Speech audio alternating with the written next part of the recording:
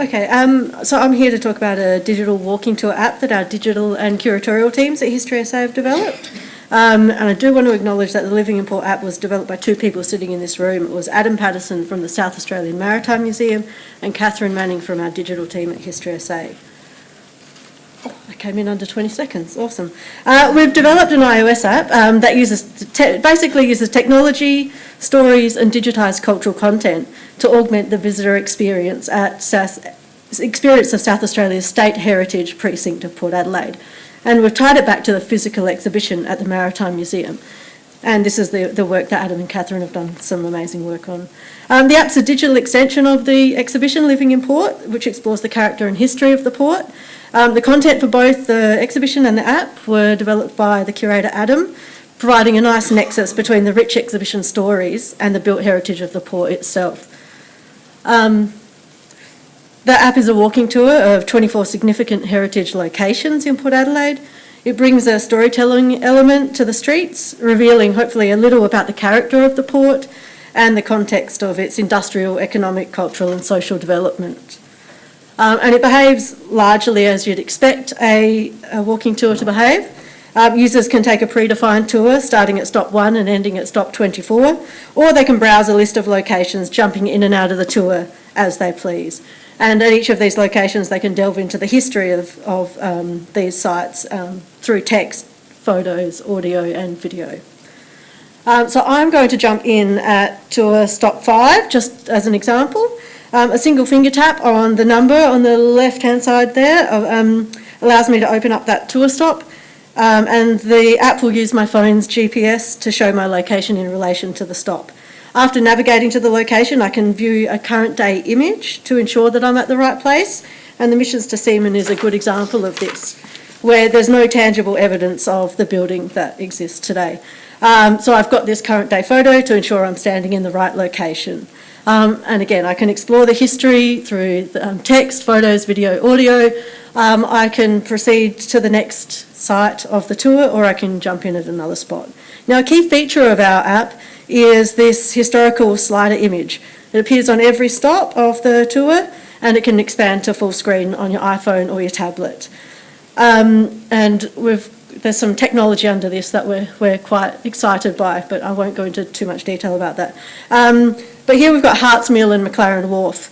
On the tour I can see both of these sites, and with my phone or my tablet I can hold it up, and these historical sliders allow me to peel back time. We can look at the current day image, and then we can peel it back and have a look at how that site may have changed over time. And they're really effective at portraying that change over time. They're also really good at putting people in the picture. Now, this is something that Catherine really loves, is William Russell Sailmakers, and you can literally feel the staff standing there on the steps in front of you as you move that slider back and forth.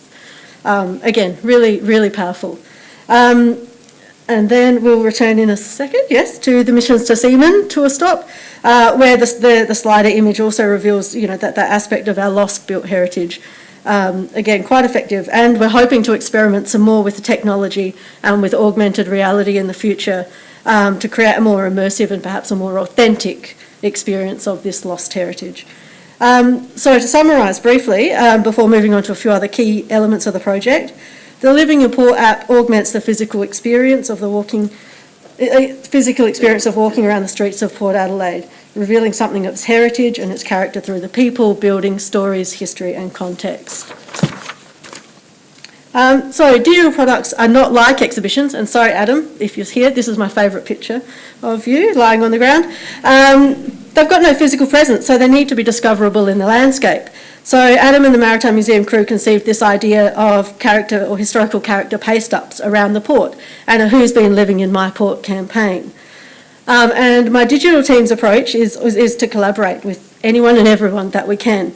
So with stakeholders, community partners, digital practitioners, creatives, whoever. But the Port Adelaide Visitor Centre is one such example where we've installed this interactive touchscreen at their premises. It's a large format touchscreen, and it features 12 of the historical slider images that tourists can explore from the comfort of the visitor centre.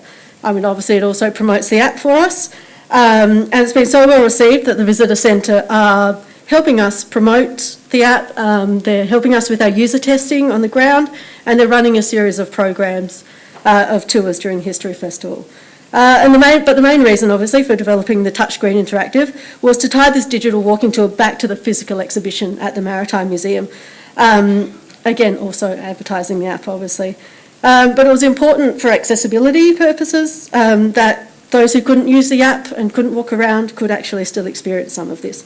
So how did we do it? We had amazing curatorial expertise. We had the curatorial integrity and historical rigour of Catherine and Adam.